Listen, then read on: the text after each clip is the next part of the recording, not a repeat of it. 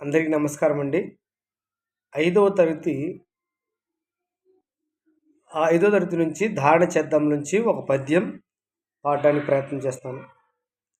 కేయూరాణిన భూషయంతి పురుషం హారాన చంద్రోజ్వలా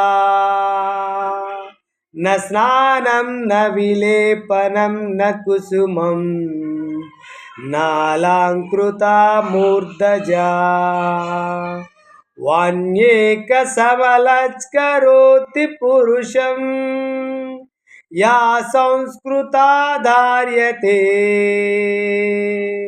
క్షీయంతే ఖలు భూషణాన్ని సతతం వాగ్భూషణం భూషణం వాగ్భూషణం భూషణం